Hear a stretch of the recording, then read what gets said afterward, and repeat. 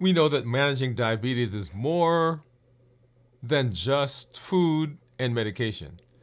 It's also about handling stress, anxiety, and life's challenges. And that's what we're diving into today. How to strengthen, enhance your coping skills to help you manage stress more effectively and in turn improve your health and reverse your diabetes. Hey, if you're new to me, I'm Dr. Dwain Woode. That's Wood with an E. The E stands for endocrinology. Here on the channel, I educate, I empower, and I encourage you to take charge of your health and your life, avoid complications, and go to the next level. And in this year, new year, new you. I'm talking to adults with type 2 diabetes who want to put their diabetes in remission, who want to get off of medication, who want to reverse their diabetes. That's what we're doing here on the channel, Dwain Woode MD Live, and I welcome you to the show. If you are new, go ahead and put new in the comments because I'd love to welcome you with a hand clap and some music and let you know that we are happy that you're here. Also, if you're new and you have questions, go ahead and put those in the chat because we'd love to get to those and answer them for you as we go into the course of the evening. Well, we are excited to have community members. We're excited to have you. We're excited to have you if you are new, if you're returning. Thank you for joining us as we move through this amazing series of New Year, New You. Let me just hop over and say hello to some of our community members that I do see out there. Just to say hello, I see. Oh, wow. So, hey, Dr. Wood and everyone. Teresa's out there. Steve. Steve says, I have a question, sir. Do you... well, I'm gonna hold on to that question. Steve is saying hello. Teresa's saying, hey, Steve, how you doing? It's great, Teresa. Just love it, love it, love it. Yeah. Welcome to everyone. Wherever you're joining us from, thank you for coming on all the different platforms. And you may have seen some changes in how we are doing things. As you know, we were having some issues with our streaming earlier before. And so we're streaming to YouTube. This will be replayed on our other platforms until we get that straight. But glad that you are here in this space. Let's see. I need to grab something here really quick. Here it is. So glad that you're here in the space just to hang out with us. If you've not done so, remember to get over and watch our show from last week where we introduced this idea of coping. And we're going to continue that process tonight. But go ahead and watch that show from last week. And then you guys know how we do what we do when we do here, right? So I've got my reports that we're going to take a look at here in just a minute. As soon as I get that, put up. Let's see. And we'll take a look at my monitors so you guys can see what's been going on with my blood sugars. Let's see. Give me just a second.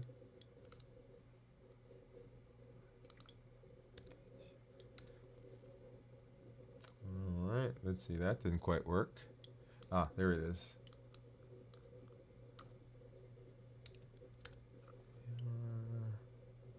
Okay, let's start over.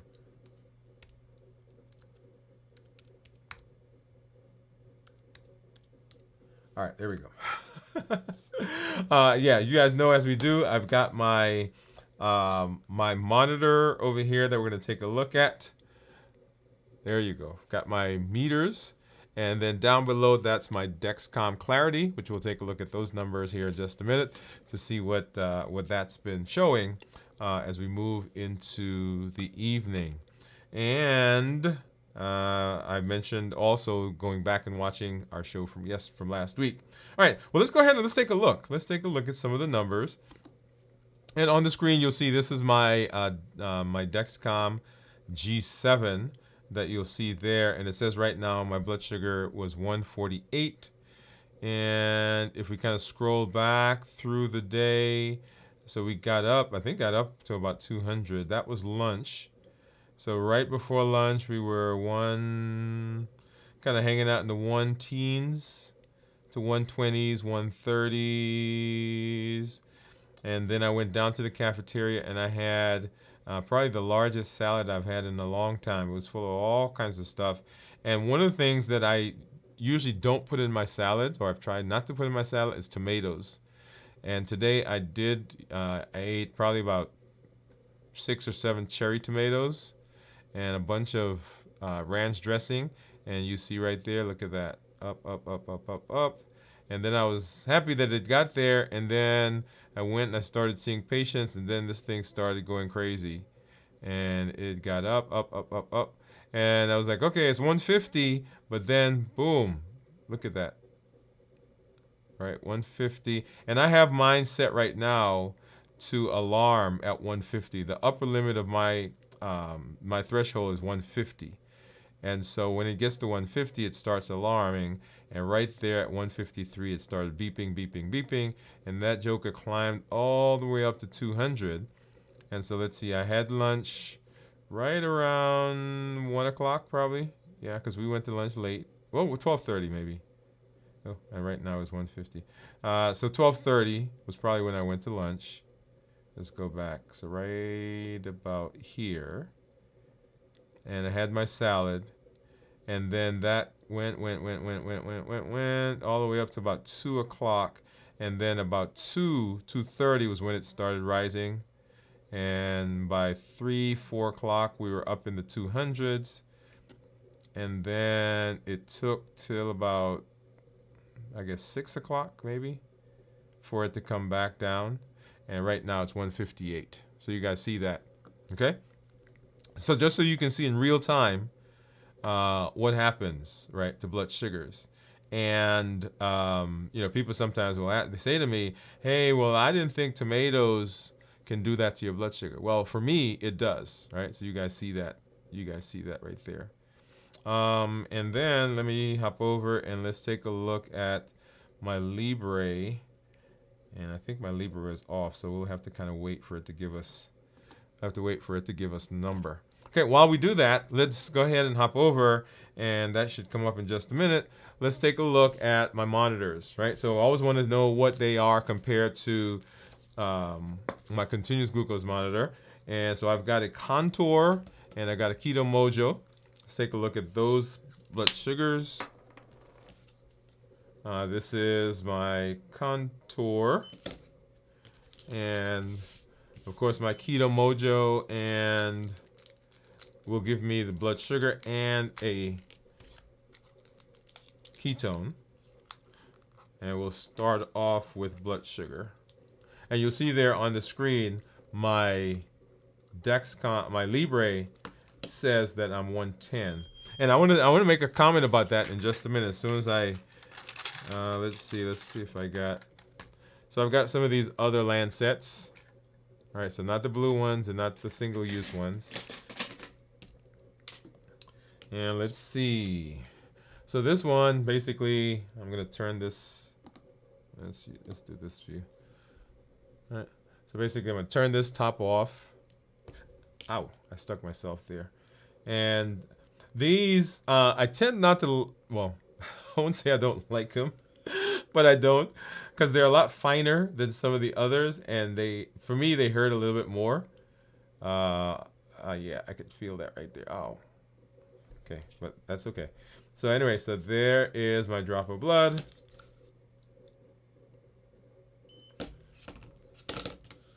And one for the Keto Mojo.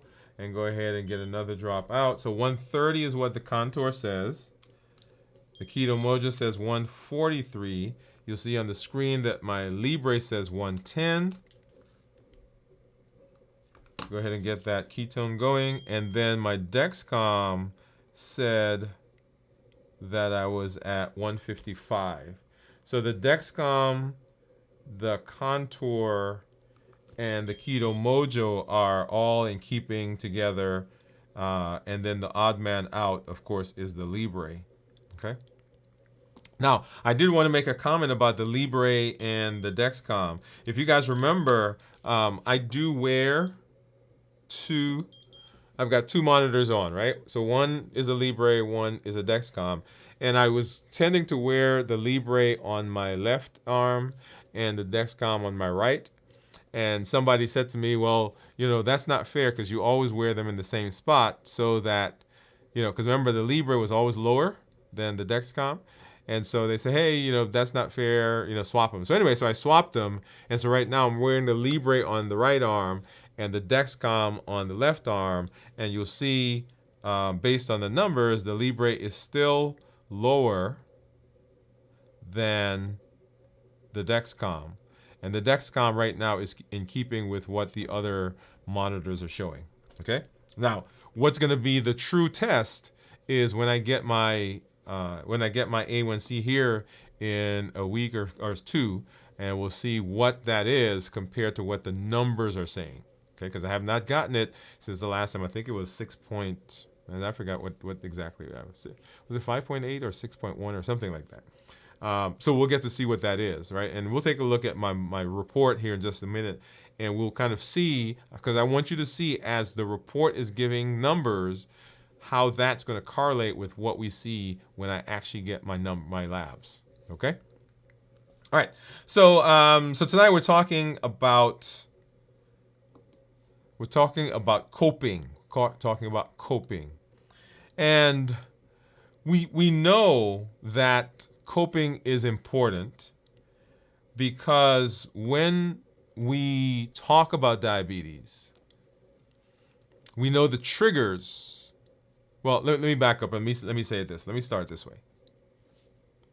When I talk to patients, when I talk to clients, when we have discussions, when you send me information, when you send questions, often the questions that I get surround treatment of blood sugars related to a few things.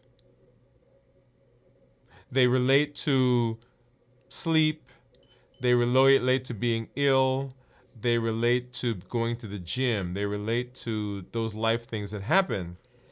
But for a large number of people, the questions that I get and the issues that we have related to blood sugar has to do with food. What should I eat? What shouldn't I eat? How often should I eat? What combination of the food should I eat? Right? So that's one question that I get. But another set of questions, or not questions, but another set of issues that we see surround how we use food. And one of the major ways that we use food is as a buffer. When it comes to our emotions. Remember the heat model. And the heat model is a direct extension of our interaction with food. And we're going to talk specifically about the E, the emotion in the heat model. So remember, the heat model gives us the triggers that push us to eat. So habits, emotions, access, and taste.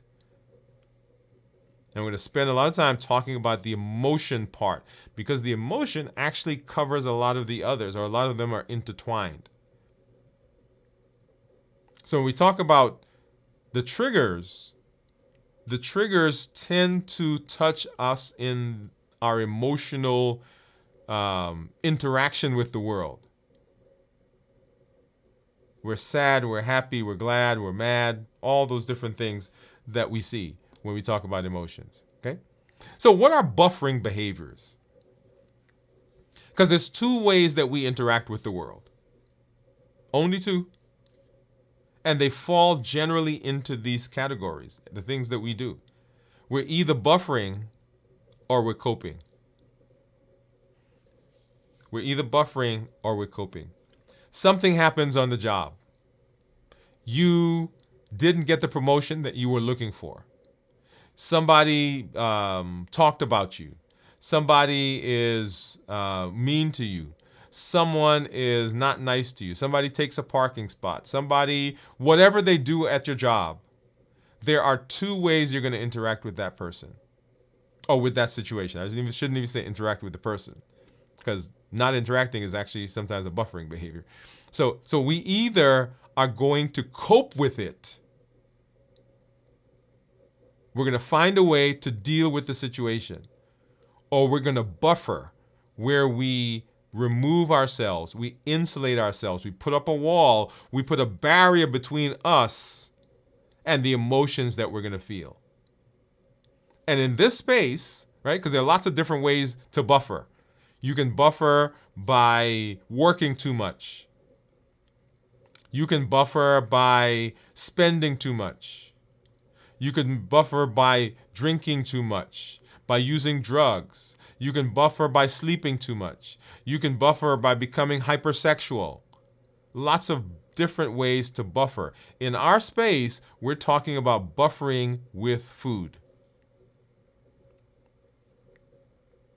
But the model that we're talking about can be extrapolated to lots of different areas. In fact, we'll come back later on and we'll talk about, because remember, diabetes, the management of diabetes, and the things that we do that affect our blood sugar has a lot to do with just food. But in this space, we're talking about food.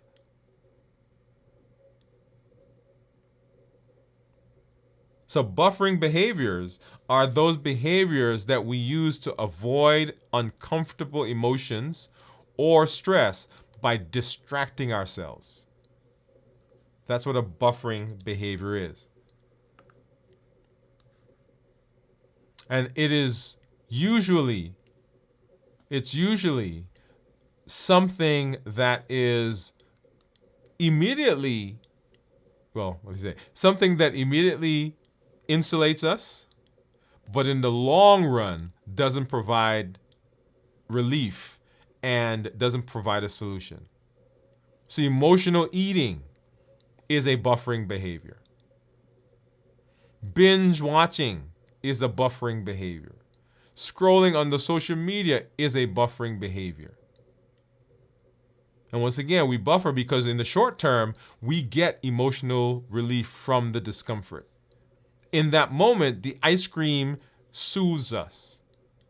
In that moment, the chocolate helps us. In that moment, the candy or the cookie or the cake or even the pasta puts us in the mood that makes us feel good because we get that immediate burst of dopamine. The problem is that it doesn't address the root cause of the problem, and that leads to long-term stress and health problems. Because if you're emotionally eating, if that's your buffering behavior, if that's your way of quote unquote dealing with the situation over time, because this is not going to be the first time that you have to buffer or you have to deal with that situation. And if every time you deal with the situation you're buffering with emotional eating, guess what happens to your weight? That's right. The weight goes up. And so short term, we get benefit. But over the long term, it causes us problems. So I said there are two ways. Either we're buffering or we're coping. We're buffering or we're coping. And so what are coping mechanisms? Coping mechanisms are strategies to process and manage the emotions that come from a situation. And we deal with it constructively so that in the long term, we're actually dealing with the problem. Let me say that again.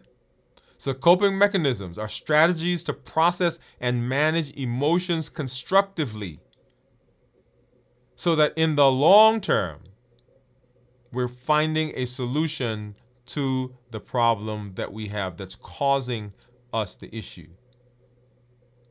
So things like mindfulness, things like journaling, things like deep breathing, things like exercise, these are coping mechanisms.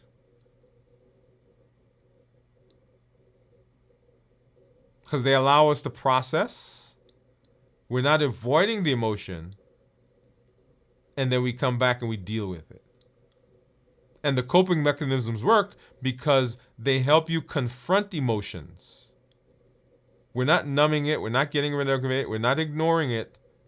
It helps us to build emotional resilience. And it helps us to make healthier decisions. So our goal is ultimately then is to shift from buffering to coping for long-term well-being. So the goal is to shift from buffering to coping for long-term well-being. And so why do coping skills matter? Why do coping skills matter? When we face stress or emotional challenges, how we react can directly impact our blood sugar levels, our food choices, and ultimately our health outcomes. I'm putting a pin right there. Putting a pin right there. Last week, I was preparing. I think I told you guys I was doing some presentations. So I was preparing for the talks, and things weren't quite going the way I thought they should go. And so I was getting ready to go into a fast. And so I was here, I was preparing my talk, getting my slides together. And so I went into the kitchen and I went to the refrigerator and I didn't see anything that I wanted.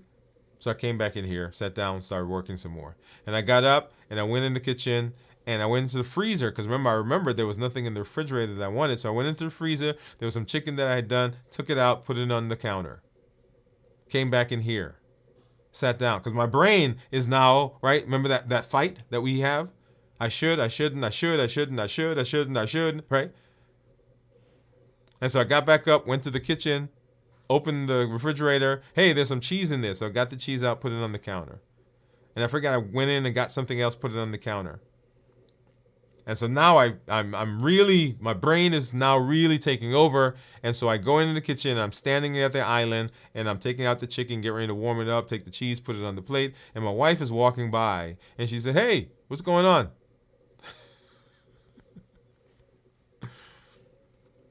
And I said to her, these are the words I said to her. I said, I'm buffering right now. And she says, yeah, what's going on? And so we talked. And I ended up putting the stuff back, putting in the refrigerator, right?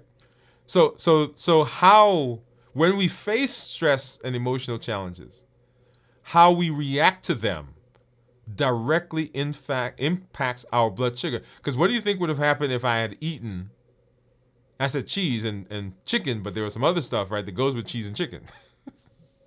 Some rice and some other stuff.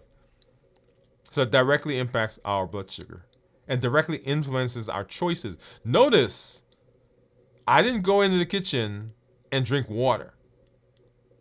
I didn't go into the kitchen and get some unsweetened tea. I didn't go into the kitchen and get a piece of meat. I went in the kitchen and got some stuff that had some carbs in it because because my body was telling me I needed something to make me feel good. Buffering behavior. Right? When we don't cope effectively, we turn to buffering behaviors like emotional eating or avoiding the real issue altogether.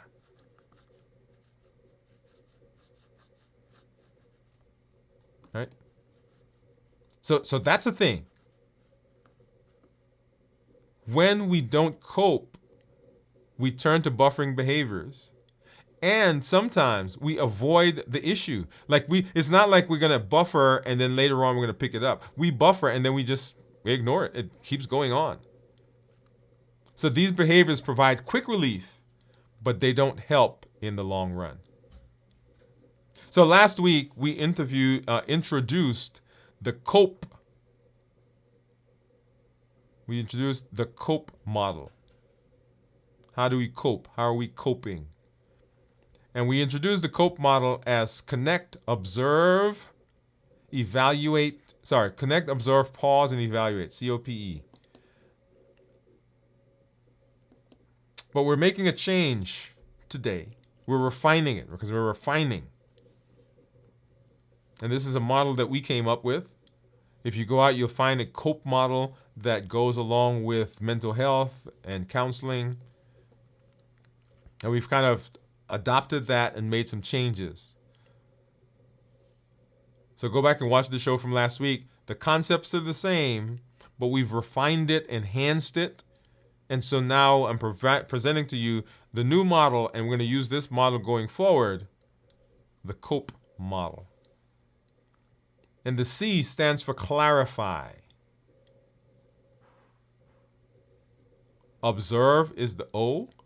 Pause is the P. And execute Clarify, observe, pause, and execute. So the COPE model gives us strategies to process and manage emotions constructively. That's what it does. Mindfulness, journaling, deep breathing, exercise. Why coping works? Because it helps us to confront emotions, build emotional resilience, and make healthier decisions. And so our goal then, like I said before, is to shift from buffering to coping for long-term well-being. And so the COPE model: clarify, observe, pause, and evaluate. As I said, we are adjusting some of the words, so connect. And so the clarify really is we're connecting to our feelings. We're connecting to our feelings because we want to know what's going on. But I wanted to clarify has a clearer idea, right? So we're clarifying what exactly is going on. We're connecting with ourselves emotionally, physically, mentally.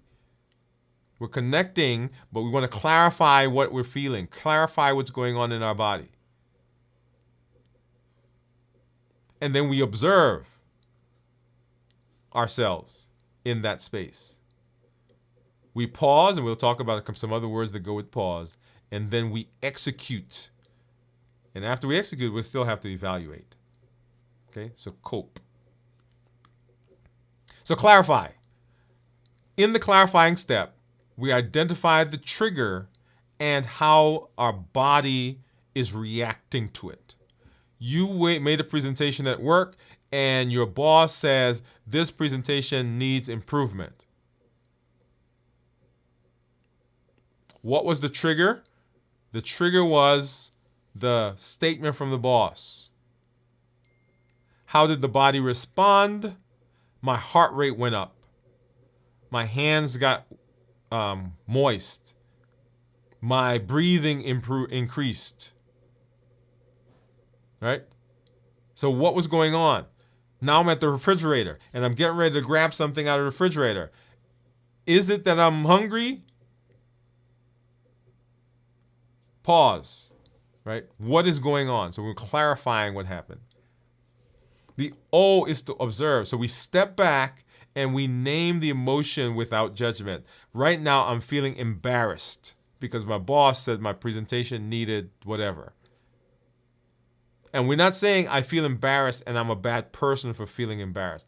I'm not saying that I'm mad and I'm a bad person for feeling mad. I'm not saying that I am sad, I'm lonely, I'm depressed, I'm anxious, I'm worried, and I'm a bad person for feeling that way. Oh, why should I feel that way? Oh, that didn't mean anything. Oh, he didn't mean anything like that. We're not doing that. We're just observing it without judgment. We clarified what the trigger was. The boss said something. My heart rate went up. And I'm feeling anxious. I'm feeling embarrassed. And then we pause. We pause to decide what action we are going to take. What action are we going to take in this process? Because normally we eat. As a matter of fact, that's why you're standing in the front of the refrigerator. That's why the bowl of ice cream is there. That's why the cookie is in your hand. That's why you're making that pasta right now. That's what we normally do. But we're going to pause. And we're going to decide what action are we going to take aside from that eating. And then once we take the action, then we're going to execute. So you take a moment to better understand what's going on. You execute it, you implement it, and then you stand back and you say, okay, how did that work? Okay, step one, clarify. This is all about understanding what's triggering your emotions. So the questions we're going to ask here is, what just happened that triggered this feeling? Whatever the feeling is. I don't know what the feeling is, but I know that happened and now I'm standing in front of the refrigerator. I know that happened and now I am in front of the vending machine. I know that happened and right now I'm on my way to Walmart or Sam's or Costco or Publix or Kroger or whatever your store is, and I'm getting ready to go into the ice cream part and I'm going to get me some Ben and Jerry's ice cream. I'm not sure why that came to my mind, but I'm just saying. So what just happened that triggered this feeling? I just had a conversation with my wife. I just had a conversation with my doctor. I just had a conversation with my husband, my children. I just found out that my mom is da da da. I just found out that that I've got to pay money for whatever it is. What just happened that led to this? And how is my body reacting to it? I'm clarifying. Because I know it's not hunger. I just had dinner. We just sat down. We just got up from the table. I feel full. I still feel full. My stomach is stretched. It's only been an hour and a half. I know it can't be hunger. So what just happened that triggered this? And how is my body reacting? My ears are hot. I can feel my heart beating faster. My breathing is increased. I feel tension around my neck. I've got a headache. I'm feeling exhausted. I'm feeling tired. I'm feeling drained.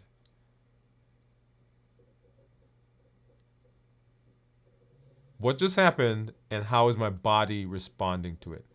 So we're clarifying, right? And we're connecting to ourselves.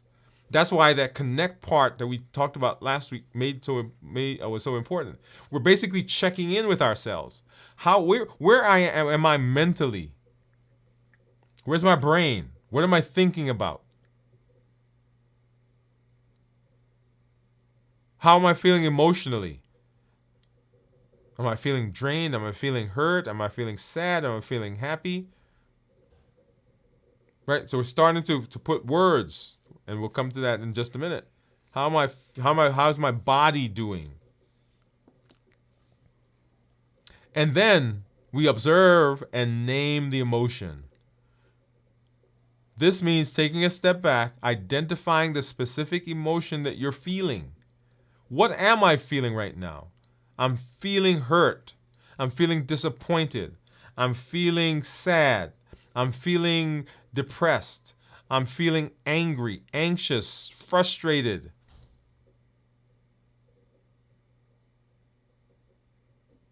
And I'm not putting a judgment to my feeling. I'm just identifying what I'm feeling. You're not a bad person because you feel that way. You're not a hypocrite because you feel that way. You're not weak because you feel that way. You feel the way you feel. And I'm putting a name to it because when I could name it, I have a better understanding of what's going on.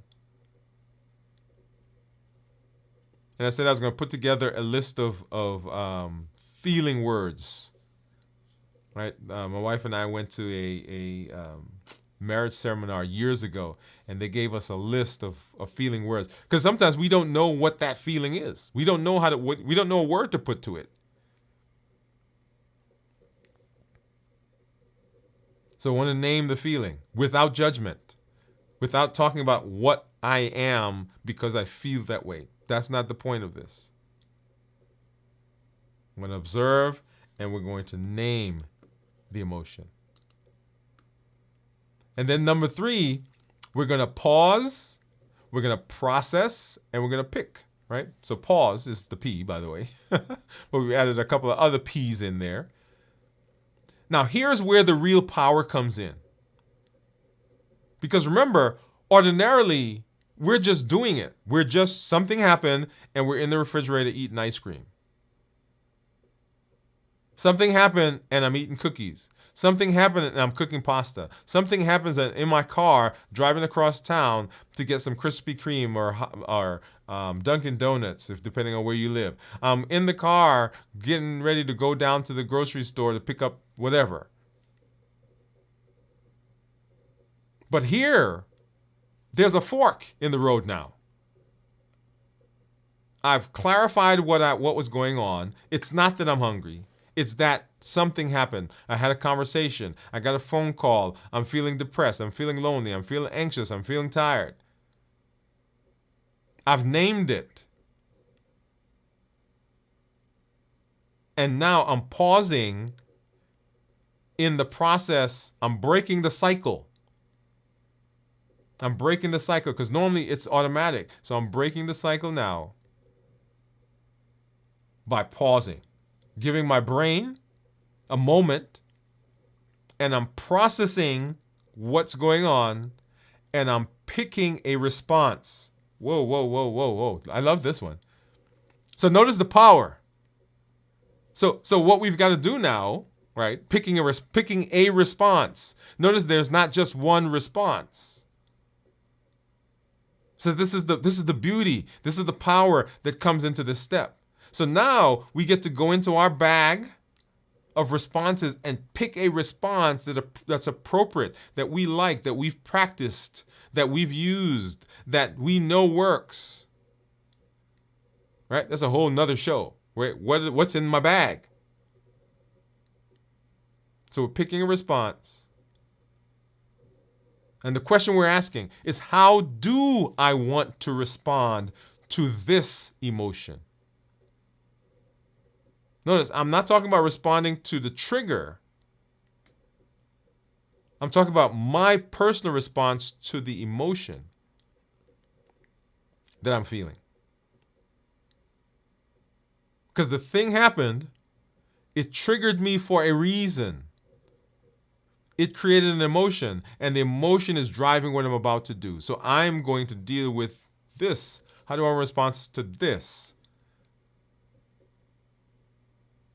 Because something happens, but there is no meaning to it until I put meaning to it. And that elicits the emotion.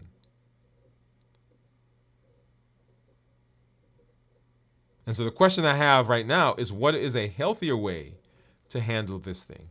Because normally I would eat. Normally I would buffer. But now I'm transitioning from buffering to coping. And I'm taking a pause.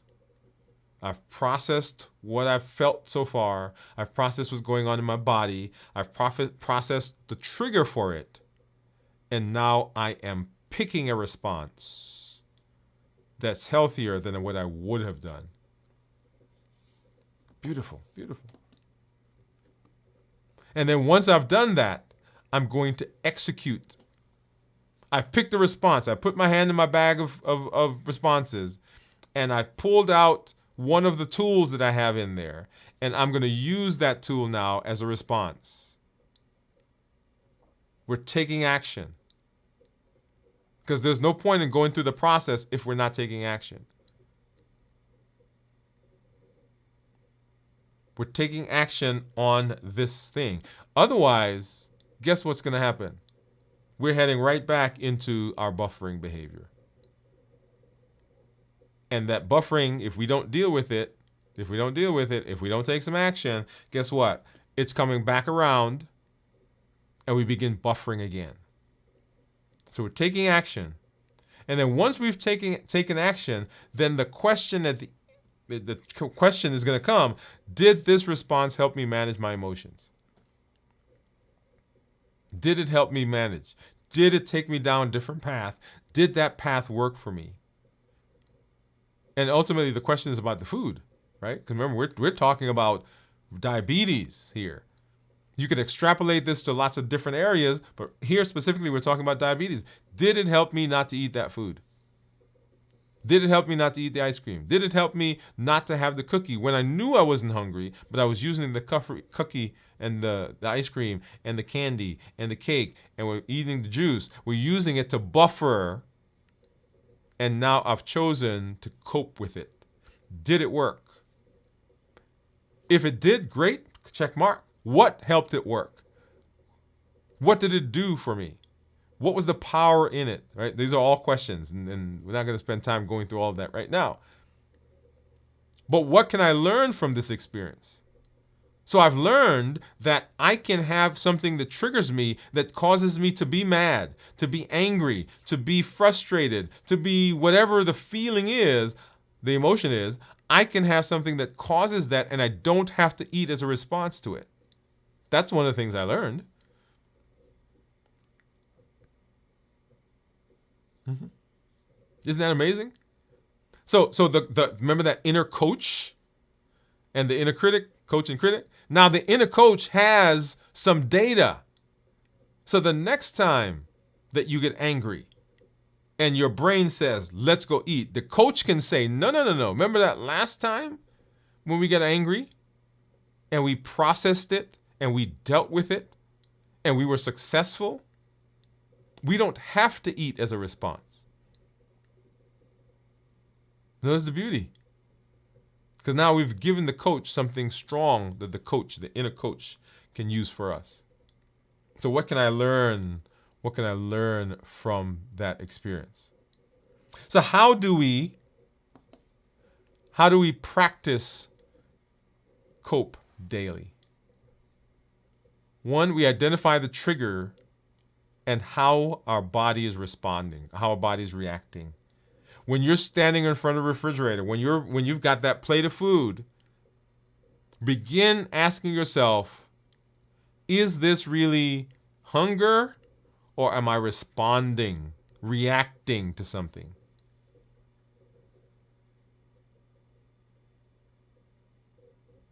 All right, so we're going to clarify it. What's going on? What really is going on? How am I feeling? My heart rate is high. My breathing is uneven. I feel tension. I feel pain. I feel headache. I feel nauseated.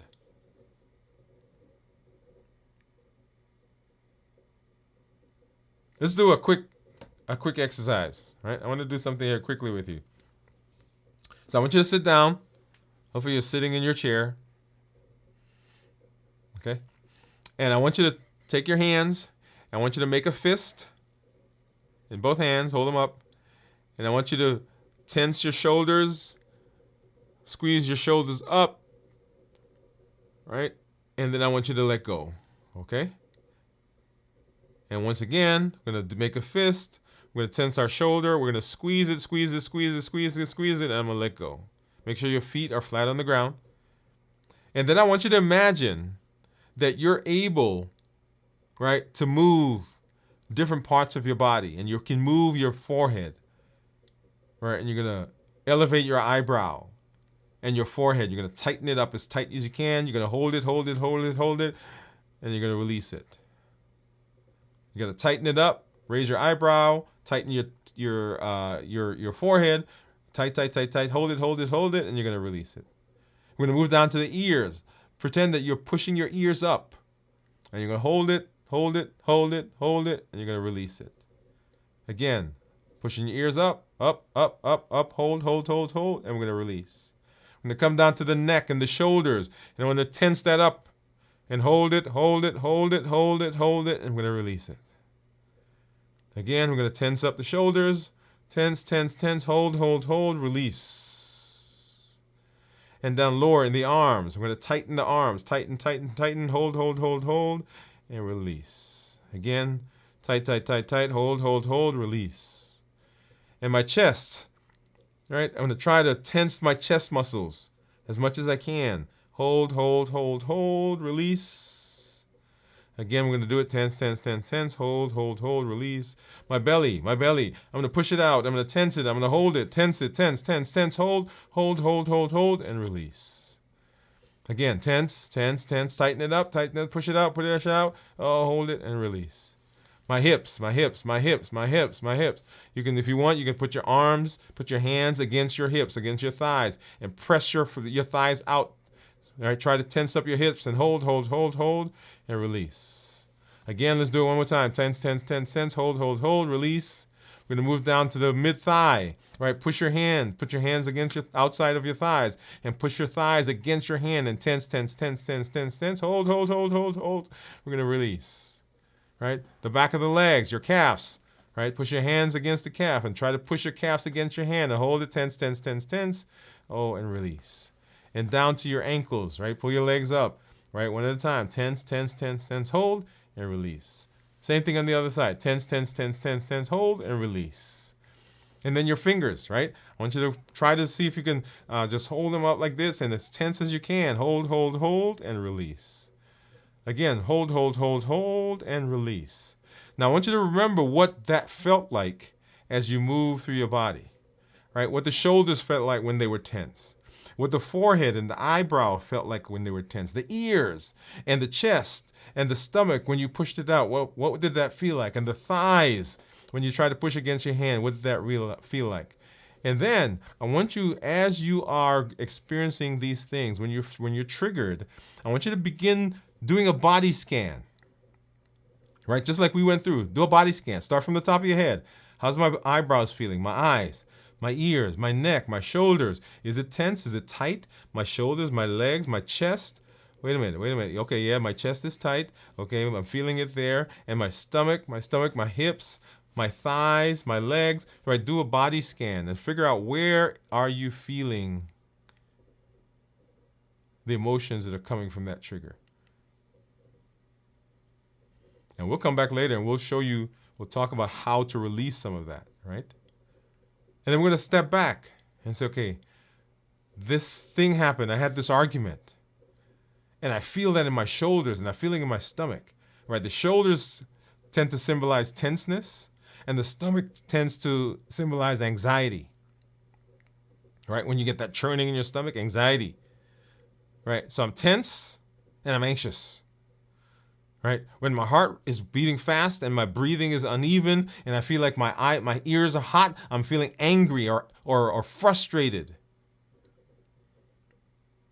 Right? When my shoulders are droopy and my stomach is churning, I'm feeling lonely, I'm feeling depressed. Right? See, knows what we're doing. We're feeling where that is and we're putting those words. And then we're going to pause. We're not going to go to the refrigerator. We're not going to drive to the store. We're not going to pick up the cookies. We're going to pause. We're going to process. And we're going to pick one of those things that we're going to learn in our bag. Right now, you have a couple of things. Emotional intelligence. You have mindfulness. Right? You have a community around you. And that's what you're going to use to respond. And then you're going to execute. You pick up the phone and call a friend. You're going to go for a walk. You're going to journal. If you play the piano, play an instrument, you're going to go play the instrument. That's also another process, right? So you're going to do something different than you normally do. And then you're going to come back and say, hey, how did that work? Did it work for me? Did it actually do for me what I thought it should have done? So we're coping, we're clarifying, observing, pausing, processing and picking, and then we're executing the COPE model. We'll come back and we'll do more in each of these areas as we talk about the COPE model and how we apply that to the process of reversing diabetes. This is where a lot of people will have their issues. So it's not that they don't know what to do. It's not that they don't want to do the things they should do, but they don't have good coping skills.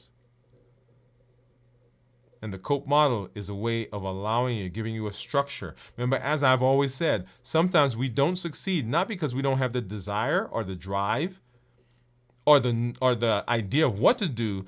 We don't succeed because we don't have a process. And so the COPE model gives us the process to be able to handle that. Awesome. All right. So let's see. We got some folks out there. I said to Teresa, hey, Pamela. Pamela says, hello, everyone. Glad that you're here. She says, how is everybody doing tonight? Teresa says, good. Teresa said, thank God for the wife. That is true, Teresa. Thank God for the wife. Because had she not come by, y'all, it would have been on. What is it, on like Donkey Kong? Anyway, sorry. All right, so let's take a look at my take a look at my report. What do you think my ketones are going to be, by the way? So we'll come back to that. But what do you think my ketones are going to be? So let's take a look at my report, which you'll see right down below. And then it'll come up here in a big screen in just a minute. Let's do this one. Boom. I like this. I like this view. You guys get to see me right here. Hey. That's kind of this one. Right, see right there. All right. So my blood sugar my average blood sugar is, let's see. Yeah, 126 average blood sugar. Yay! I love it. I usually tell people between 100 and 120. Okay, 100 and 120. And I'm time in range. Sorry, in range is 92%.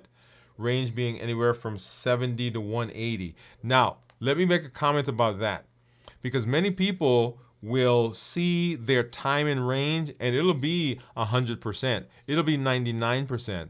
But their A1C will come back and the A1C will be something higher than they anticipated. And they say, well, wait a minute. My average was in the target range for 99% of the time. It was in the green, right? Because that's what this says right here. It's in the green. Why is my A1C not lower? And the A1C is not lower because look at the range of this. So if you have an average blood sugar that is 70, right? If you have an average blood sugar that's 70, your A1C is going to be like 5 or less. And that's in the range.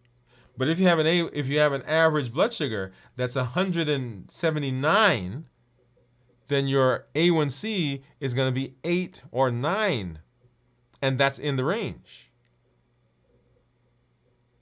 So just because it's green and it's in the range doesn't mean that it's in the numbers that you want. You want an average blood sugar between, let me see if I can write on this, 100 to 120, 125. And if you get that average, regardless of what this green thing says, then you will have A1C that is in the target, and that is 6.5 or less. So unless your blood sugar itself is in that range, 100 to 120, 125, then your A1C is going to be higher. Okay, so that's sometimes a little confusing to folks. So let's go ahead and let's take a look. This is my 2-week average. Here is my 90-day average. It's probably going to be like 130 or something. Yeah, 134. Okay, and I'm in the target range 86% of the time. And my target, once again, is 170 to 180.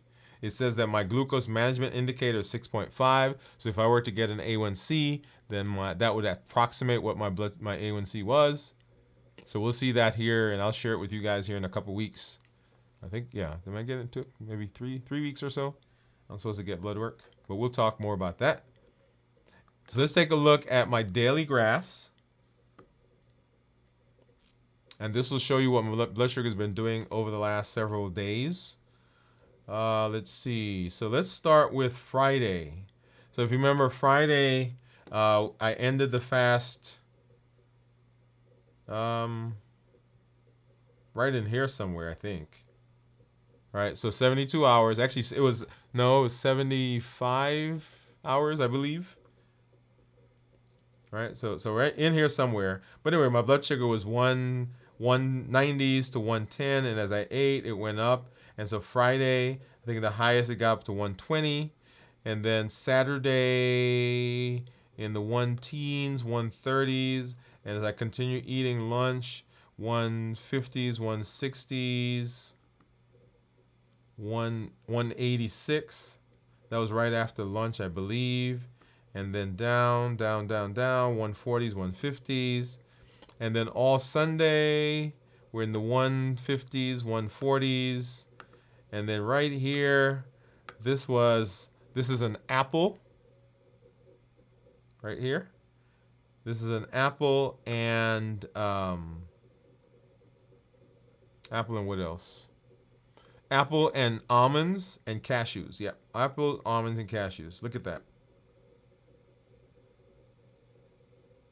Okay. And then back down. And then, of course, today, all day, it was in the 1-teens, 1-20s, 1-30s. And then after lunch, that big salad. And next time, I'm going to take a picture of the salad so you guys can see. All right. Boom, boom, boom. And so we got up to about 200 and some, and then started coming back down. And right now, let's see, what are we on the? We're 139 on the actual monitor itself, and then of course here on the report, because it doesn't give me up to where we are right now. So 158. That was at 7 o'clock. Okay. All right, and then let's hop over and let's take a look at what my ketones are, and I'm going to say they're actually below 0.5, if I had to guess. If you're fasting right now and you're checking ketones, what do you think your ketones are? Tell us what your ketones are. Let's go here, yeah. So let's go ahead and turn this guy on. And then let's sync.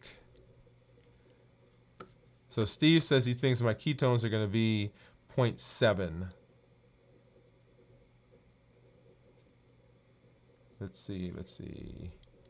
And drum roll, please. And my ketones. Yeah, so blood sugar is 143 and ketones are low. All right, ketones are low. Let me get rid of this and we can get in there. Yeah, there you are, low. So when we talk about ketones, ketones that are less than 0.5 are considered normal. 0.5 to 1.5 considered nutritional ketosis. And above 1.5 considered therapeutic ketosis. And Steve just put in, he says that his ketones are 2.2. So he's remaining in ketosis. Yeah, good for you, Steve. Okay.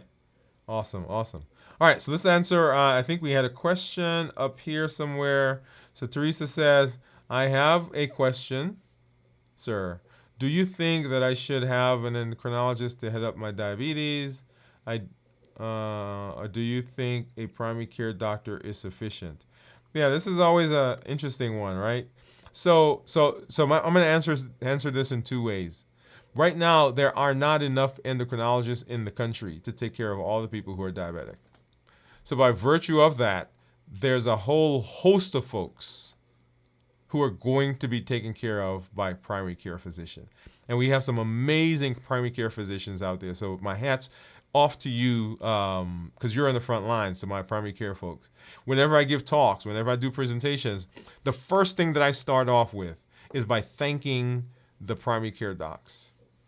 Whether you're an actual physician or you're a nurse practitioner, physician's assistant, medical assistant, whatever your role is, I always want to thank you and thank the folks for my audience who's listening.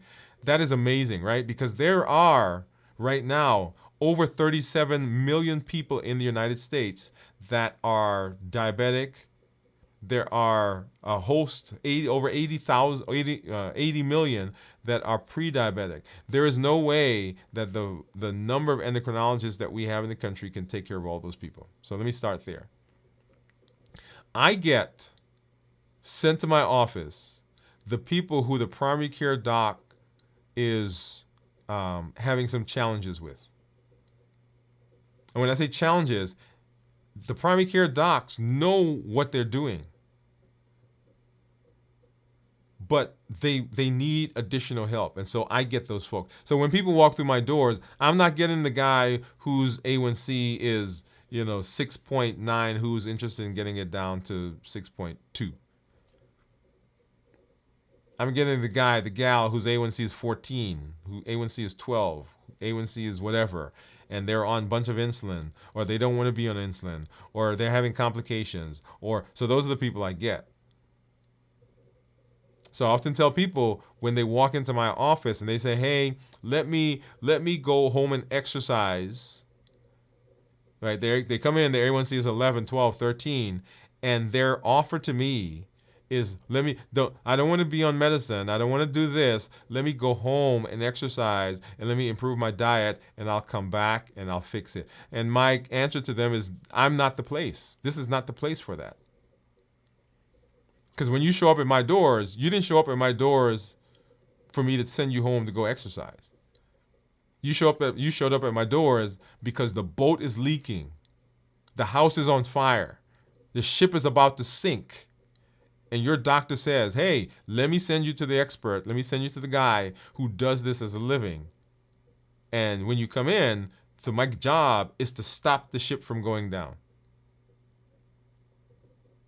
Now, we are going to talk about exercising. We're going to talk about eating. We're going to talk about all the stuff that you hear me talk about here on the show. But the very first job is not to help you to eat salads. The very first job is to stop the boat from going down. Now, once we've stabilized you, then we can talk about all the little nuanced things that we want to do and so on and so forth.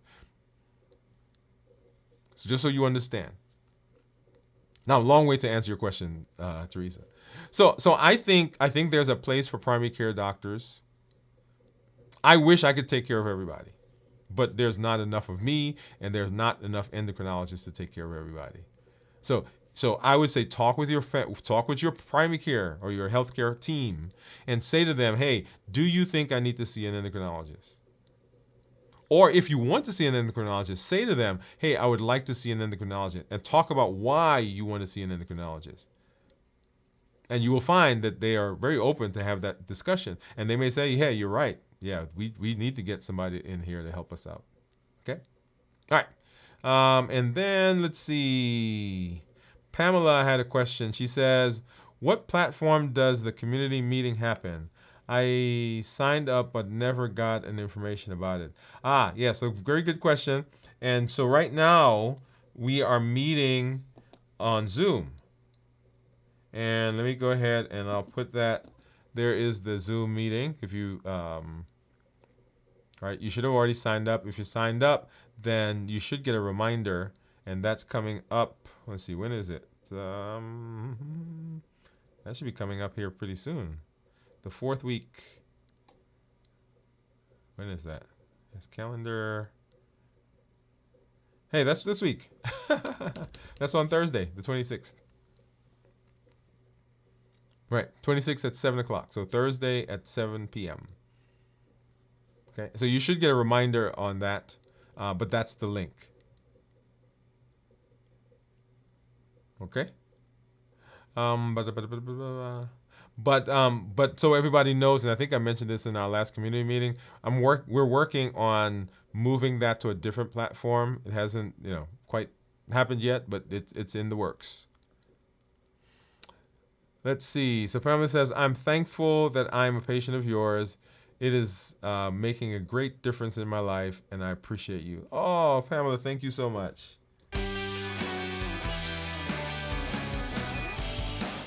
I was on another show, and the guy said, "Anytime you say something nice, you're gonna get music." So I'm giving Pamela music.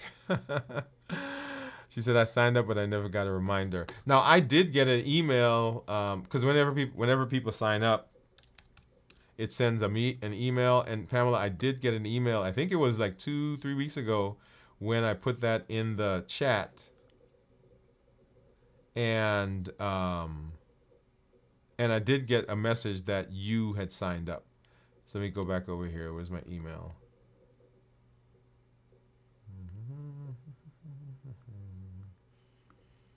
Yeah, I think there were on that show probably 3 or 4 people that signed up that night from the show. So trying to see if I could find those. But anyway, I did get a message from you. But if you still didn't get one, you can go ahead and sign up again. But that's the link that I just put in the chat. Okay. All right. So let's see. Let's go over and. Last night I did a conversation. I did a show where I was talking to some folks about unlimited potential, how we educate, we empower, we encourage. right? You have at your fingertips the ability to right now effect change in your metabolic health, effect change in your diabetes health, effect change in your wellness.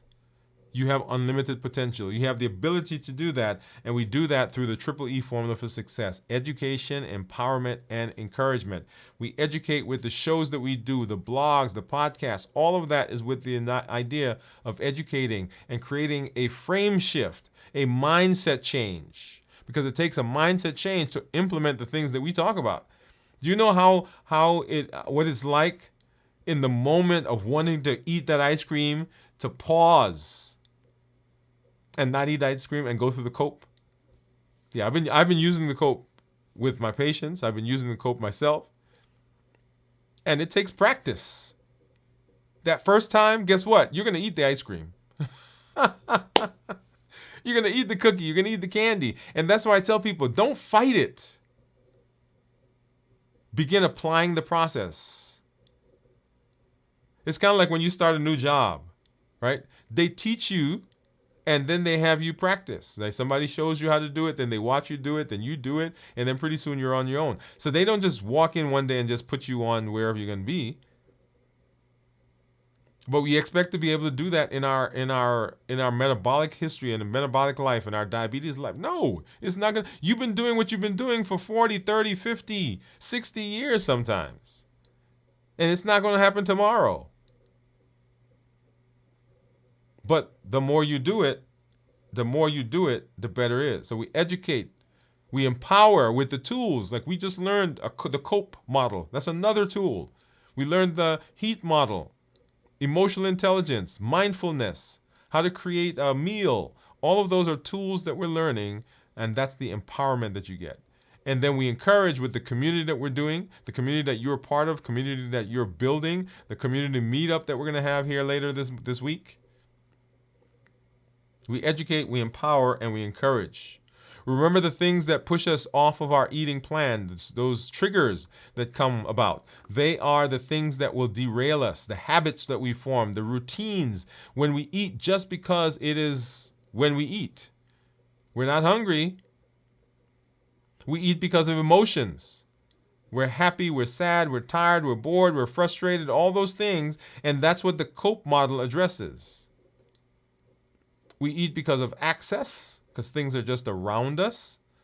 So this is a good reason to clean up our environment. Remember we did a show about cleaning up our home in terms of our food and our jobs and our communities. Clean it up so that when you have a moment, when you're being pushed, when you're being triggered, if that thing wasn't there, guess what? You wouldn't be able to eat it.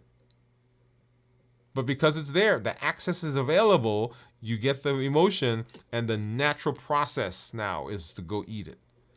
But the COPE helps us to clarify, observe, pause, process, and pick a new way of doing it, and then executing that, and then looking to see what benefit we had. And then taste. The perfect combination of sugar, salt, and fat, the bliss point that says when you eat this, you can't just have one. You're going to have to come back. What the manufacturers count on. It reminds us of that place that we went when we ate that thing and we felt that way. And when we eat the food, it brings that back to our memory. It puts us in a space where we feel good. We're buffering with food. The HEAT model.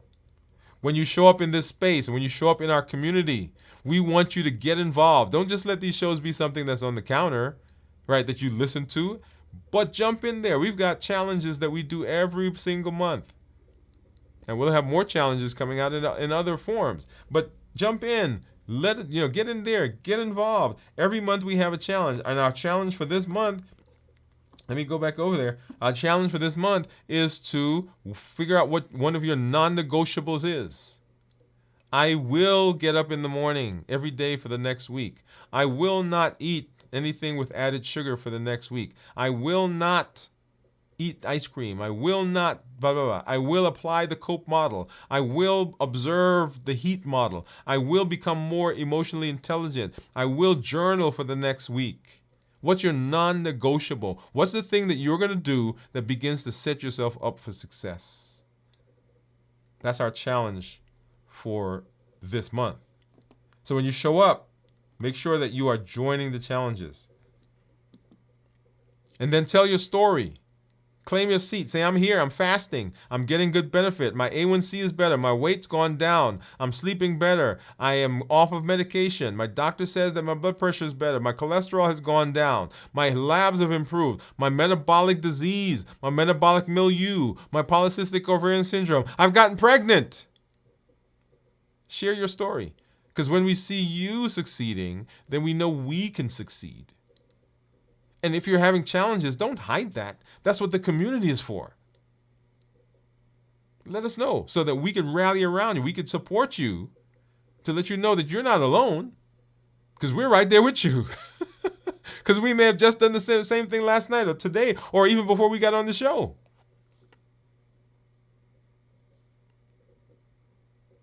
And then invite somebody to this space. There are over 1 billion people on the planet with either diabetes or pre-diabetes. You can be a voice for change that says, hey, we don't have to go out like this. Our family doesn't have to keep dying from heart disease. Our family doesn't have to keep dying from complications of diabetes. We don't have to continue going blind. We don't have to continue having heart disease. We don't have to continue having cancers and fatty liver. We don't have to continue being obese. You can be the voice of change in your family, in your community, in your doctor's office, at your church, somewhere. Say to somebody, hey, come, let's go do this together. There are so many different playlists that we have.